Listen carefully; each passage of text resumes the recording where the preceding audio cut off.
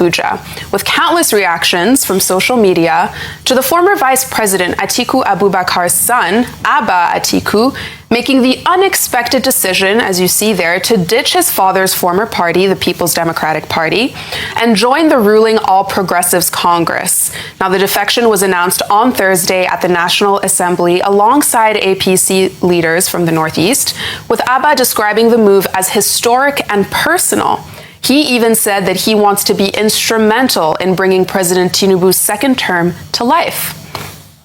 But shortly after that revelation, the former vice president reacted himself swiftly to his son's decision, and in a Thursday evening post on X, Atiku seemed somewhat okay with his son's decision, saying, and I'll take Atiku's tweet, "The decision of my son, Abba Abubakar, to join the APC is entirely personal.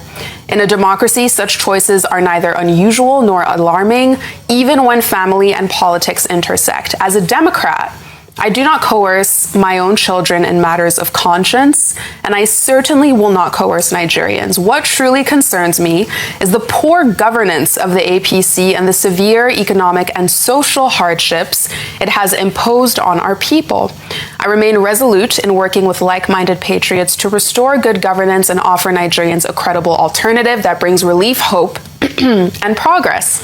And I'll take one more reaction from Fisayo, who says, Atiku is in ADC, but his son, formerly of the PDP, has joined APC with a vow to work for Tinubu in 2027. Now, Atiku has released a statement defending his son's entirely personal decision, saying he won't coerce his son to act against his convictions. But you, an Ojuelegba-based civil servant earning $85K a month, have begun sharpening your machete to inflict damage on a fellow victim of Nigeria who won't vote for APC. Your tomfoolery is indescribable. Very apt. Very apt. And in a statement from the Lagos chapter of the APC, they basically asked the question that if a man's son deserts his political judgment, how do you expect an entire nation to support you? So how has all of this made Atiku's potential run for president more difficult? Dr. Abati, I'll start with you. No, the people asking the question, saying, oh, if the son goes to another party, then it means why should the nation vote for the man? No, that's completely irrelevant. The son, Abba Abubakar, is an adult. He has, under the constitution of the country, the right to make his own choice. Politics is not something that is genetic. You can make your own choice depending on your own circumstances and your own beliefs. And what the son of the Waziri Adamawa has said is that he believes in the Restore Hope agenda and that he wants to support President Bola Ahmed Tinubu in 2027, and he wants to support him to be re-elected, and that he has been inspired by the likes of Senator Barau Jibrin, who is the Deputy Senate President. He was very clear enough, and he's an adult. He can make up his own mind. And it's just as well that his father says, well, it's a personal choice. He's not in a position to dictate either to Nigerians or to his own children, because this is a democratic process where people can make their own choices. And when we discussed this earlier on, I said this is not the first time this will happen. In March 1957, I said, in the federal elections, Alvan Ikoku, a renowned educationist in this country, whose image is on the 10 naira note of Nigeria, was in one political party, UNIP, United National Independent Party. His son, Samuel Ikoku, was in an action group. Both father and son wanted the same position in the Eastern Region House of Assembly. Now, the son defeated the father, and the son went ahead to become the leader of the opposition in that Eastern Nigeria House of Assembly. They didn't stop being father and son because they made different choices. In this case, Abba Abubakar is not running for presidency of Nigeria. He said he has a different person that should be president. So I don't see why people are now trying to say if his son rejects him, then it means he's not good enough for other Nigerians. No, that's too pedestrian, the way to see the matter. As usual. Very interesting. Dr. Abati, one part you didn't say about that story, Yes, about Alvan Ikokwa's son, is that after the son beats the father, yes, Alvan's the son's re-election was now sponsored by his father. Well, So he didn't even stop him from because of the fact that they have political difference. After the son beat the father and Alva didn't get it and his son got it, when his son was about to go for re-election, the father now supported fully his son. So you see, I know they will make political capital out of it because that's what they look for. When you talk about the fact that there's unemployment, there's high cost of living, people are suffering, inflation is killing people now, they will act like a earthworm that they pour salt on. They don't want to hear that one. When you talk about the killing and insecurity, they don't want to discuss that one.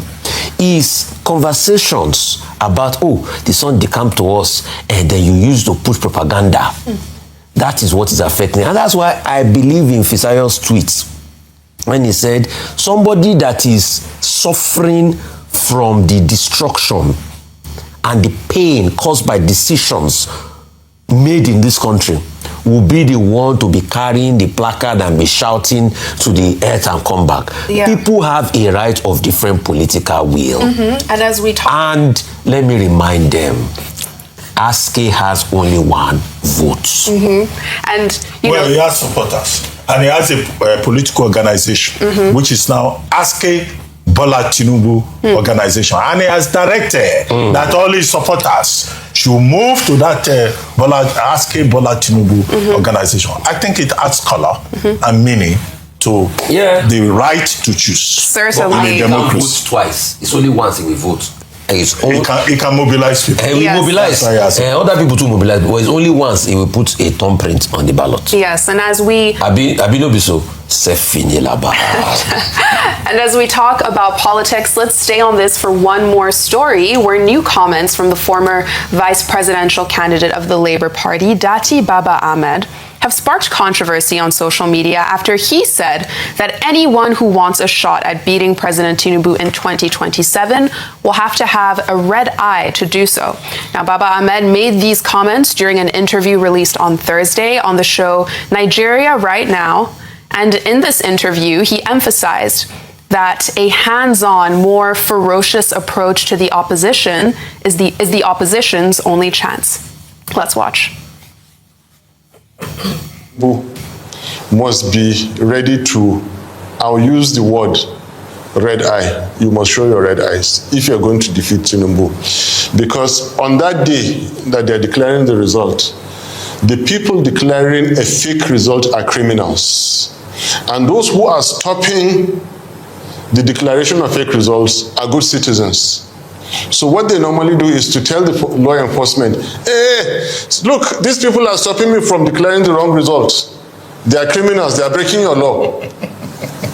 So, And they are the ones breaking the law. the ones breaking the law. Can you see, they are stopping me from committing a crime. Yeah. They are stopping me from, catch them, they are stopping me from rigging this election.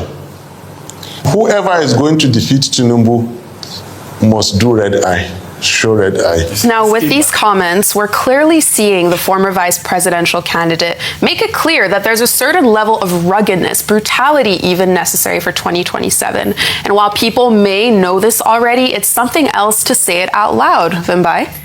Well, I think that it's important that Baba Ahmed and commentators and all those engaged in the process remember and be reminded that what we seek for is a constitutional order. We don't seek for anarchy. We don't seek for a situation where red eye. No. I think that his advocacy is misdirected.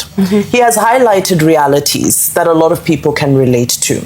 But we are still in a process of trying to lobby and push and encourage the National Assembly to push through the electoral reforms. And that's where I would have expected him to direct his energy towards. Because anarchy at the end of the day doesn't benefit anybody.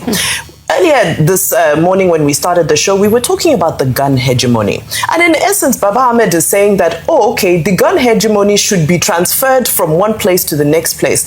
And in the morning, we did a comparative analysis. We said, okay, let's look at the colonial era. There are scholars, I referred to J.F. Adeajayi of the Ibadan School of History, who says that, okay, colonialism wasn't the root of gun hegemony. When we talk gun hegemony, we talk about the politics of power, harsh politics, raw politics, Machiavellian politics. And there are examples that were given that, well, when the British write their own account, they say that, oh, we encouraged them and we created the scenario. Now there's another group that are coming and saying that, oh, okay, in fact, it was the military rule that pushed us into this type of politics that we have today and that created a constitution that doesn't allow for true federalism to be, and for true representation, and for each region to be able to realize its maximum potential, if I may say that. So I think the conversation we should be having is how not to move from one gun hegemony of colonialism to the next gun hegemony of military rule, into yet another gun hegemony where we are now saying we're doing election with red eye, grab it. No, that's insightful. And it's wrong. What we want to do is we want to sit down and say, how can we get this thing right in a civilized way, in an orderly way, and in a sustainable way that ensures that citizens' voices are heard and that political class and elite class are not continuously oppressing the masses and having their way when the majority should be having their way at elections. Okay, I want to question the metaphor. When Dr. Baba Ahmed says red eye, having a red eye is an allergy. You have glaucoma, you have conjunctivitis, you have Apollo, if you want to use that expression. You can't see clearly. So that metaphor is questionable. But I get his point about the fact that people must fight for their rights. The way Mr. Peter Obi says, rigging is that rigging will be resisted. The other major point that he made is that there is no going to court, which is an expression of the fact that he personally has lost faith in the courts of the land. And he thinks that, even the courts breach the Constitution. Those are the key points. The red eye doesn't look to me like the right kind of poverty. Because if you want to stop rigging, you must see clearly. And if you have glaucoma, what are you going to stop? With due respect, let me now reinterpret his red eye something. Well, it's a clear metaphor. Red eye. Let me reinterpret it. See, Dr. Abati, yes, we don't want elections where people peddle all sorts and manipulate. But were we not here when Jennifer got a red eye because Talk stabbed her because she wanted to vote in Lagos? Were we not here? Presidential election, they didn't carry Uru. Remember, no Uru. As they lost Lagos in presidential election, governorship election, some days the Uru came out. We saw Uru. All of you saw the Uru everywhere to cleanse the land. So, you see, Nigeria election, you don't even need to have a red eye, Dr. Abati. The election will always give you red eye on its own. Because either beaten by political class. What are we saying, Dr. Abati? Let's go there. Okpe here. Where's Okpe? Okpe is not here. Didn't Okpe get a red eye for going to cover election and he was beaten by some people? Don't we know those people that beat Okpe? Our cameraman here. So what we are just begging is that let us stop red eye in election. Let the people will be done. But in terms of red eye, yakpa yaski, yakpa gon. To that point, let's switch gears and head over to Kogi State, where the state governor, Ahmed Usman Ododo, on Thursday orchestrated the destruction of a major notorious structure called Sambel Joint. This is a place believed to have been linked to criminal activity. Now, earlier in the day, the state government did warn that this might happen, putting out a statement saying that any property found to have been illegally acquired or used for criminal activity would be reclaimed by the government. Now, the state governor, also speaking himself, said his administration has a zero-tolerance policy for criminal activity. Let's watch. This work to secure my people.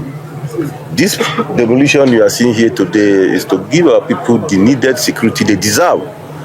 We have discovered that criminals have taken over this property.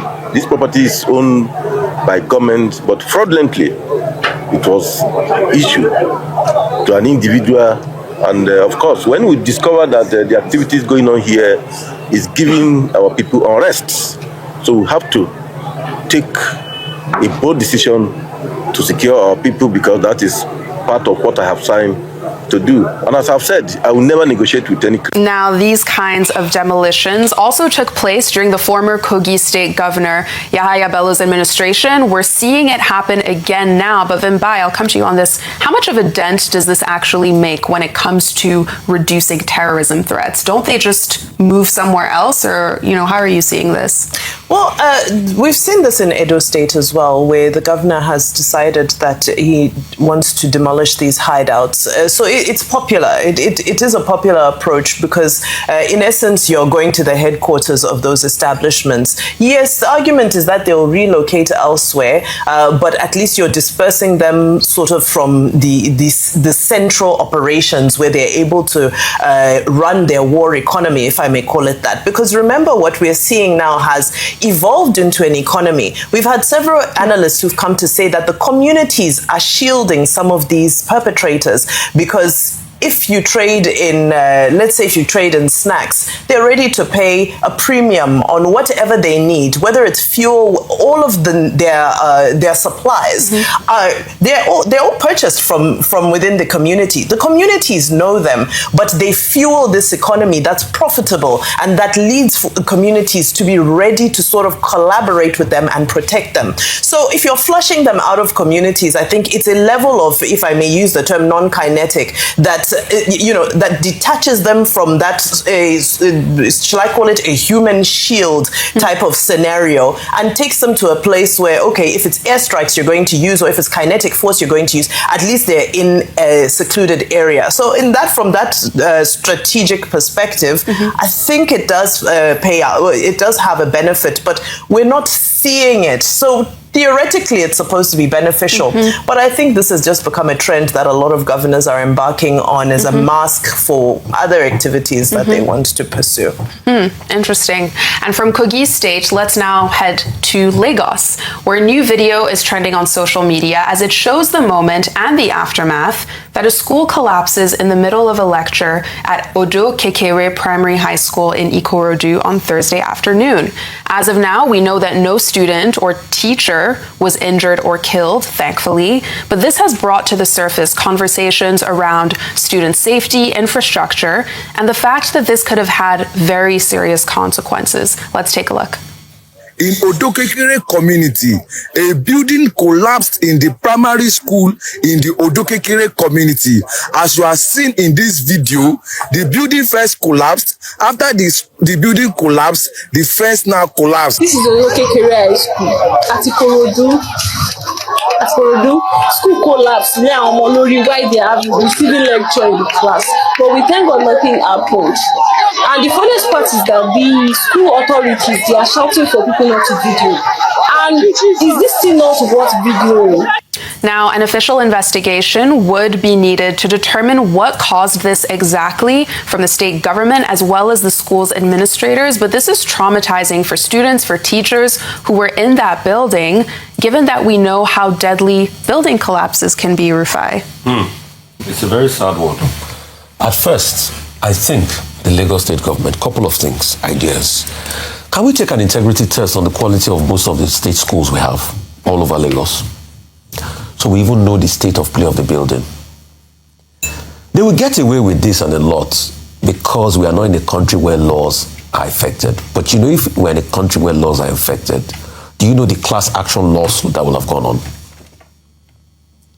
If it was a country where you had laws, if this happened in a country where you had laws, by today, it's either the government will be looking for how it's going to pay back all the legal monies. So can we do a general audit? Secondly, can we also please put monitors in there to be able to check and assess the level of infrastructure or infrastructural decay among public institutions. Can we do those two things? At first, a general audit for all what we have. Then put people in place that are constantly checking infrastructure so that we don't have things like this. So important. Students and teachers need to be safe. And from Lagos, let's now head to Anambra State briefly, where on Thursday, the state governor, Chukwuma Charles Soludo, sparked a lot of reactions on social media after he called out young people in the state for their low enlistment levels into the army and police force. Now, the governor made these comments during celebrations of the 2026 Armed Forces Remembrance Day in Awka, where he said that young people should enlist ASAP to avoid future complaints of Igbo marginalization. Let's take a look. The Civil War ended 56 years ago. Because still, our youths from the southeast, and particularly from Anambra, the last recruitment exercise into the army and even into the police force, the Anambra, I think, had the lowest expression of interest in the country. I want to use this opportunity to call on our youths to enlist in the armed forces of Nigeria. Nigeria belongs to all of us. We cannot participate in it by avoiding it. Now, earlier this year, the Nigerian army did publicly express concern over the low number of applications from states in the southeast. But if young people aren't, joining the military, the big question is, what is the state and the military doing to make it more inciting that people can actually see it as a real career path? And let's briefly... The court cannot give you governor and give you presidency, for God's sake. Stand up and do something. Nigerian constitution was clearly breached. Section 1342B. It couldn't be any clearer. Now, if it was June 12 people that you breach not just the constitution, breach just one small punctuation in their interest, I swear to God, nobody will sleep. They must take it. So as much as I dislike the fact that they abuse the Nigerian constitution, you must give it to them. They fight for their interests. And they can organize June 12 rallies. They can keep it up for 3 decades. And if you say, no, let's go to court. But they didn't do that alone. They were able to mobilize other Nigerians. So they talk about ensuring that the opposition unites. Whoever is going to defeat Tinubu must be ready to, I'll use the word red eye. You must show your red eyes if you're going to defeat Tinubu. Because on that day that they're declaring the result, the people declaring a fake result are criminals. And those who are stopping the declaration of fake results are good citizens. So what they normally do is to tell the law enforcement, hey, look, these people are stopping me from declaring the wrong results. They are criminals. They are breaking your law. And they are the ones breaking the law. They are the ones breaking the law. Can you see? They are stopping me from committing a crime. Yeah. They are stopping me from catch them. They are stopping me from rigging this election. Whoever is going to defeat Tinubu must do red eye, show red eye. I think it must be somebody who is like, there is no going to come. Dr. Senator Datti Baba Ahmed, founder, Bayes University, Abuja, founder, Datti Baba Ahmed University, Kanu, and founder, Bayes Hospital, largest private hospital in Africa. He is my guest today, and of course, we've always had him. It's a delight to have on the show anytime. Distinguished, thank you for another opportunity. Thank you, Dixon. And Happy New Year. Likewise. 2027 is just around the corner. And this is a political year when politicians will begin to reach out and politicking and all that. Looking at your crystal ball, what do you see about 2026? I'm not particularly good at fortune telling. I did market analysis and forecasting. My business thrives on forecasts, market issues, intelligence and those kind of things, but the kind of crystal ball, I'm sorry to disappoint you. I can only tell you what my hope is. I sincerely hope President Bola Ahmed Tinubu will be defeated in 2027, possibly even before then. Bring an end to APC era. I don't know about the crystal ball, but this is my sincere hope. We need to end APC before it ends us.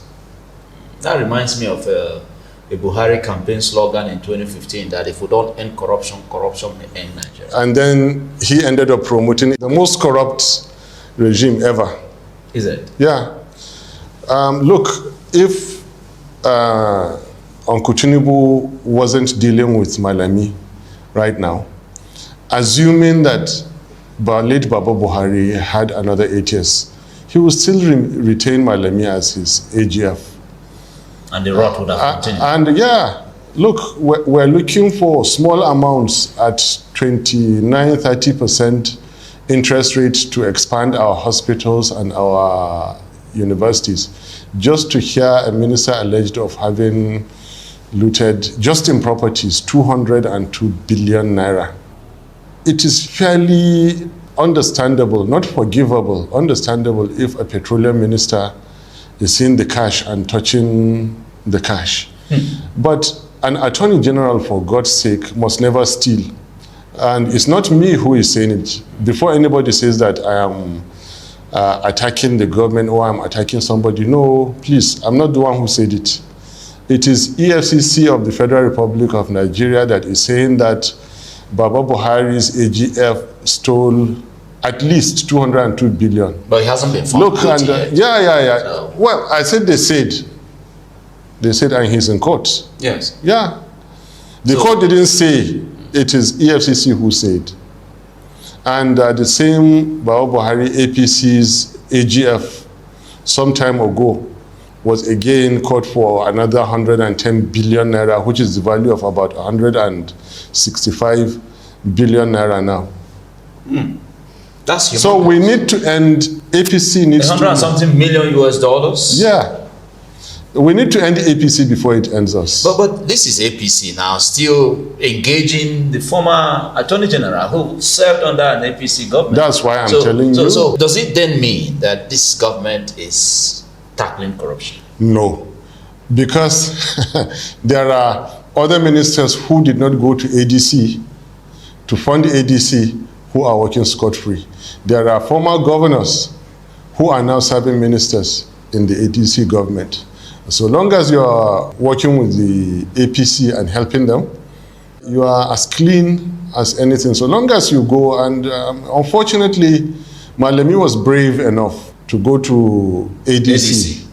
And remember, Kaduna State government is also having a paper on Mala Nasiru. Yeah, who has also moved to ADC. Exactly, and Tambuwal also was invited to the EFCC. So is this a political witch hunting then? I don't care. I don't know what it is. I don't care what it is. They were all part of APC. All of them that you're calling now were APC. But you were also seen mingling with them during the formation of the coalition, that is the ADC coalition. And it appears you don't seem to have now confirmed your membership. No, maybe you guys are not listening. I was invited to hear what they had to say. And I went and I heard their rubbish and I walked away. Rubbish? Yes. How can you set up APC? Except Peter Obi and David Mark, all of them are guilty. They are the people who set up APC. APC now means rules Nigeria leading up to 12 years.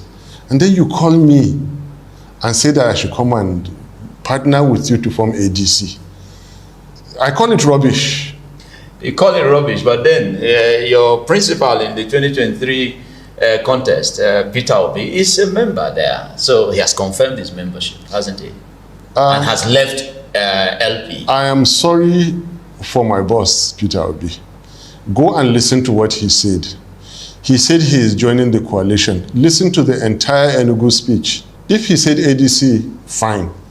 But me, I know while I was listening on TV, I was going to sip a drink and coming back. I didn't hear him say he joined ADC. He said he joined the coalition. And Peter Obi is a very, very smart individual. I also asked you guys to go and find out if he has submitted his resignation letter to Labour Party.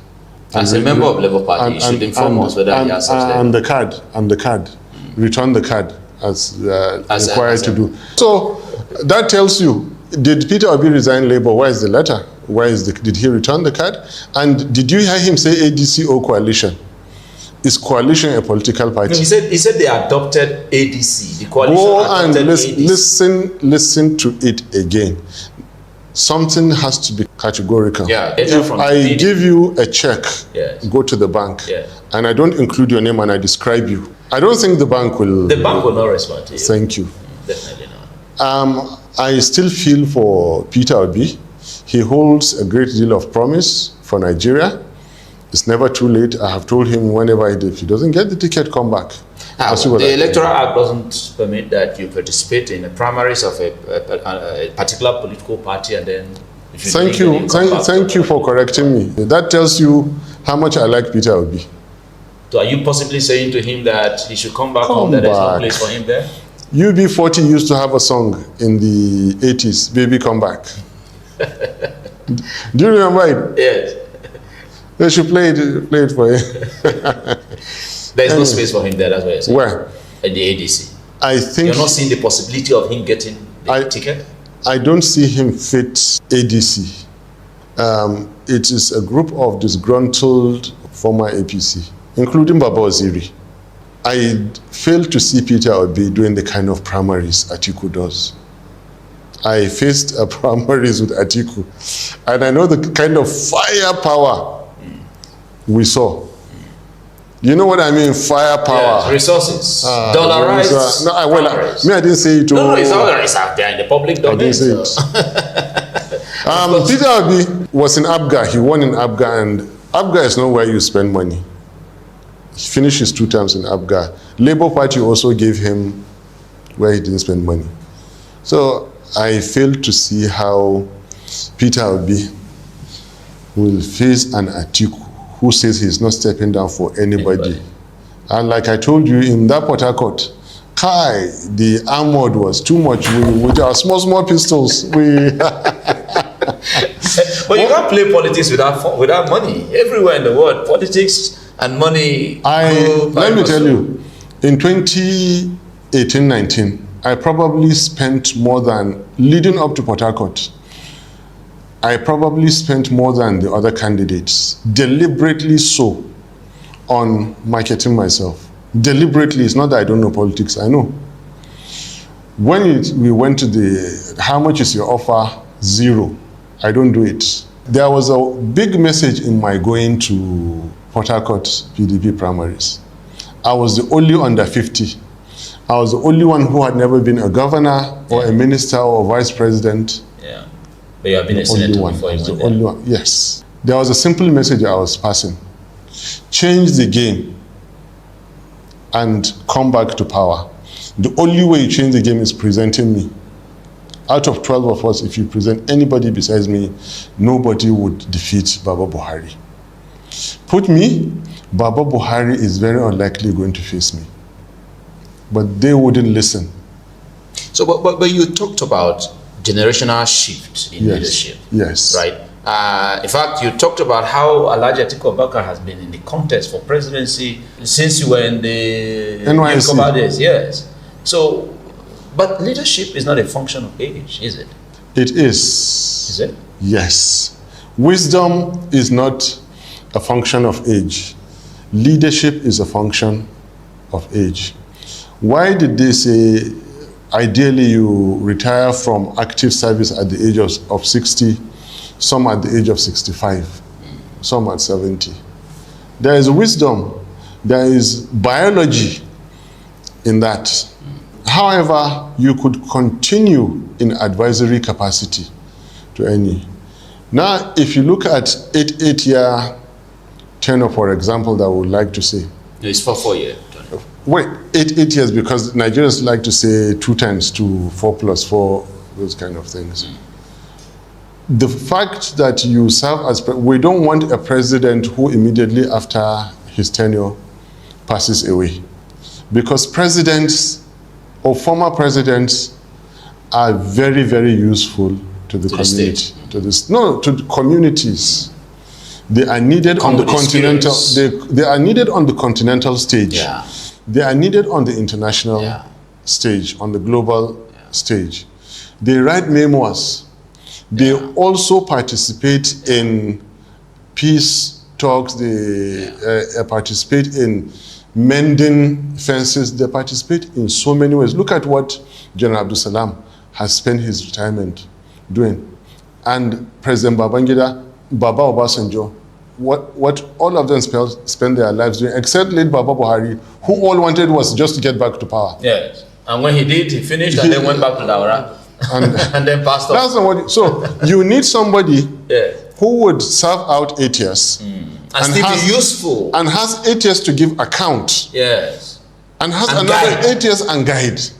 Let's take a break. And inspire. We'll be right back. It's getting very interesting. This is Nigeria Right Now with Dixon Irebo. Dr. Senator Datti Baba Ahmed is my guest, and we'll be right back.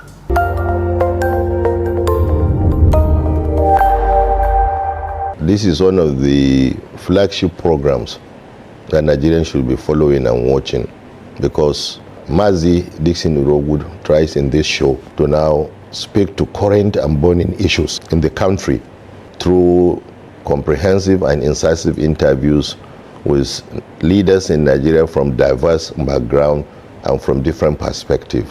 And I think these programs now give Nigerians opportunity to talk about, pressing matters in the country, to talk about issues that affect them as a people and as a country, to talk about ways and means of effecting changes or, confronting some monumental problems as and when they arose.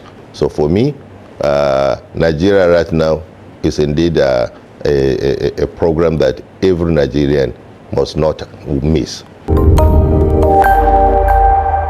Yes, welcome right back. This is still Nigeria Right Now with Dixon Irebo. My guest is still here, Dr. Senator Datti Baba Ahmed.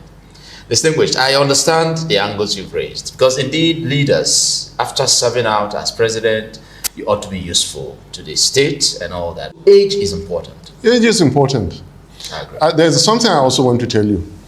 It is very unhealthy for any nation to have the eldest as their president or the crop of elders as their present leaders. You know why? Why?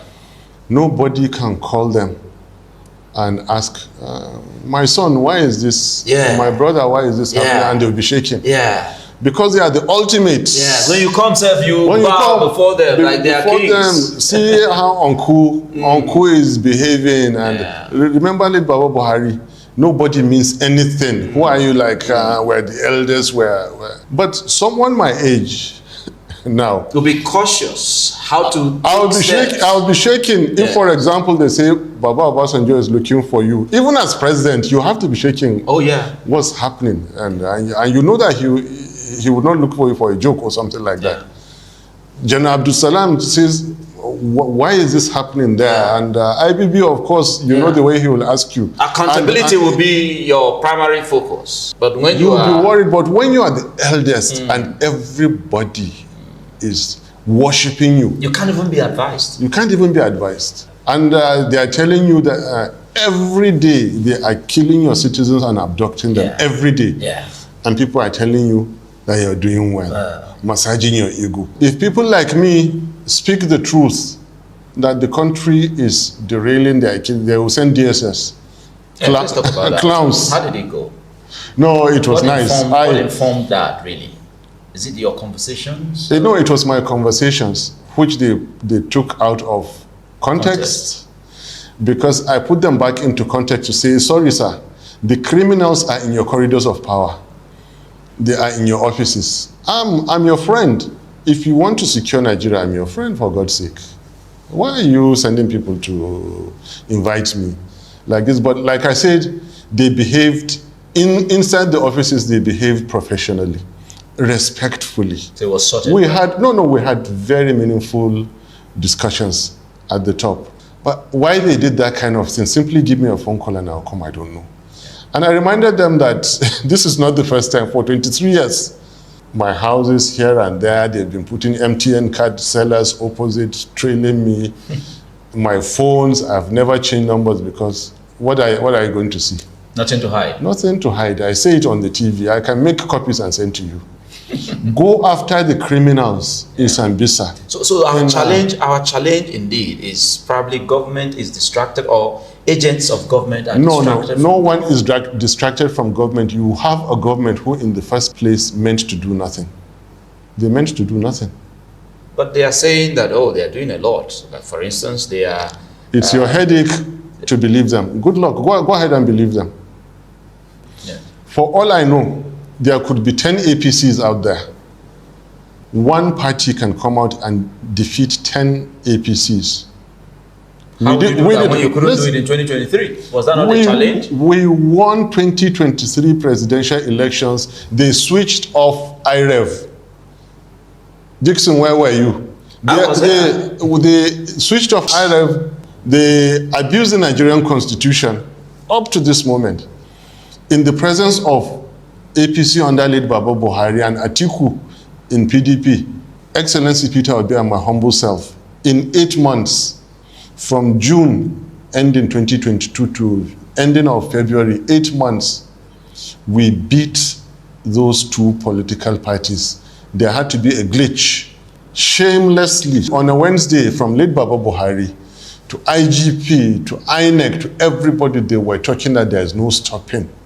This election is going to be credible. You have it on your records. Yes. 3 days later on a Saturday, they did the exact opposite. So do you have confidence with that experience? Do you still have confidence in the system, in the INEC, in the law enforcement agents? It is not in them that I need to have confidence. It is in Nigerians that I need to have confidence.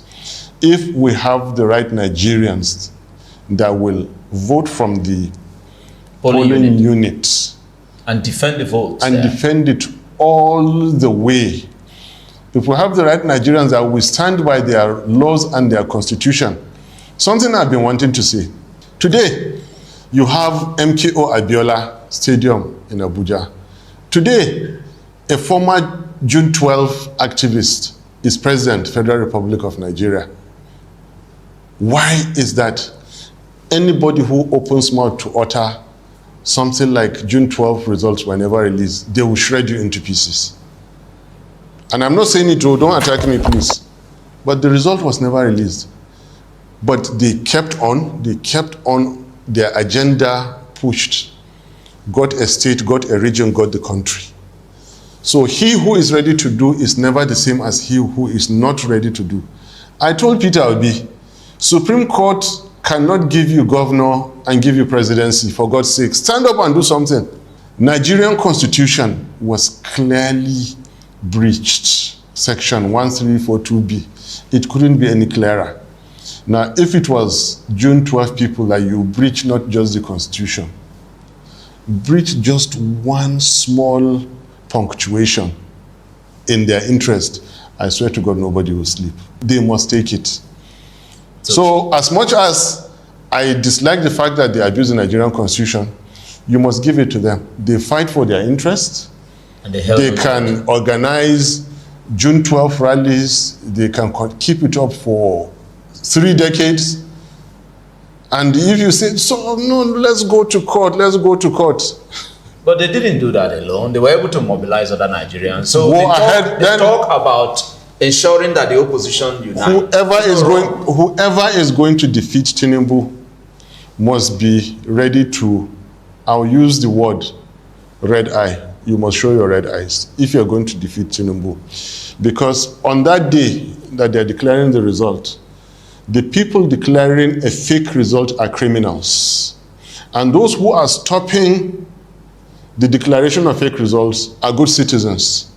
So what they normally do is to tell the law enforcement, hey, look, these people are stopping me from declaring the wrong results. They are criminals, they are breaking your law. So, and they are the ones breaking the law. They are the ones breaking the law. Can you see, they are stopping me from committing a crime. Yeah. They are stopping me from, catch them, they are stopping me from rigging this election. Whoever is going to defeat Tinubu must do red eye, show red eye. I think it must be somebody who is like, there is no going to court. So do you think Peter Obi can defeat? Can you please, for God's sake, move away from Peter Obi? Nigeria is not about Peter Obi.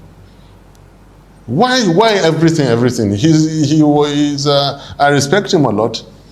Let us talk about the average Nigerian who takes everything. That is where my Nigerians are docile about nation building. Tell me again. What is it that Nigerians cannot accept? Except religion and ethnicity. So the docility is what has gotten us here. And to get out of it, we'll have to wake up from our slumber. That's what I say. You can say that again. Me, if I say it, tomorrow they will stop me on the road. They try to scare me. But you're not scared. Are you running for president? Or are you going to run for president? By the grace of Almighty Allah, yes. You're running?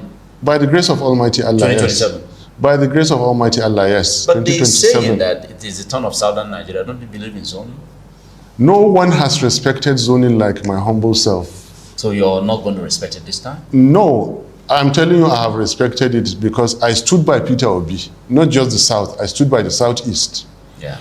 And I told you what everybody is conveniently refusing to acknowledge. Let me say it again now in Dixon's show. 07, Baba Obasanjo, Southerner hands over to late Malam Umaru Northerner. 2011, President Jonathan was elected president, 4 years. 23, late Baba Buhari handed over to Uncle. See, you know what we call algebra? Listen, wait.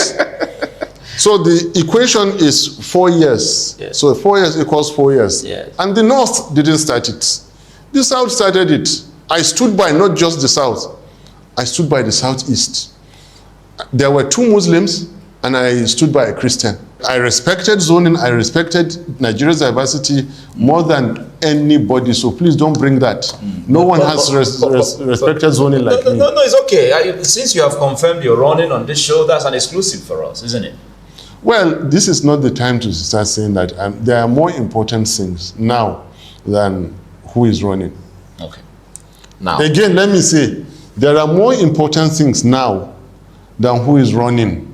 For God's sake, what are Nigerians going to vote? Are they going to vote sentiments? Is every registered voter going to vote? Are we going to have 85-90% voter turnout? Or are we going to have 25% voter turnout? So that voter apathy is a challenge. Exactly. And then when the electioneering begins, what do Nigerians want to hear? Religions, ethnicity, sentiment, or the issues that will better the life, or the security of Nigerians, the welfare, or the economy, the welfare of Nigerians, or the quadrupling of federal public servants' income that I'm trying to promote. That's what you're promoting. How will you do that? Where will you get the money from? Simple mathematics, and I've done it already, but there's no time to say it. No, at least let me just hear a bit of it. Because if I remove personal and group interests alone, before even the political interests, just remove those, you have enough money. Nobody will steal money from government contracts. Under your watch? Under our watch. You have enough to quadruple. And if my friend, police constable, his salary is lasting him 1 week, it will last him 4 weeks now. That is the beginning. And this is just the beginning. June 2027 is what we're looking at. I know there is legality, there are things about the existing appropriation and all those. Nigeria has the money. How can you, for God's sake, be paying Nigerian police constable $49,000? That is, I think, $18 or $16. Please, does it make sense? It's appalling. Very appalling. And it doesn't encourage. And you have a federal government of Nigeria sitting and proudly paying Nigerian police constable less than $18 a month. Are we not jokers? It's a joke, really. Governors are decamping to the atheist. Yeah, because when you have commercial defections and you have political and personal rescue, they need to rescue their necks. How do you Of course. Yeah, governors, is it resources? Are they being induced? Absolutely. Look, any governor that hasn't gone to APC is delaying. Let them all go. For all I know, let all Nigerian governors go to APC. Have we not seen governors break down and cry when they have been taken to prison? Distinguished. Thank you. Thank you, sir. I appreciate this moment. Me too. For setting the agenda. Thank you. Thank you. 2026, we just did set the agenda. And what we discussed here has to do with you. Yeah, you, the viewer. Thank you. The Nigerian people. Thank you. Because the truth of the matter is that nation building requires the collective contribution of all. So while you sit playing the ostrich and blaming this or that, looking for one excuse or that, why you will not participate in nation building, well, your country suffers and you will suffer along when the country suffers. So by the discussion we've had here, patriotism requires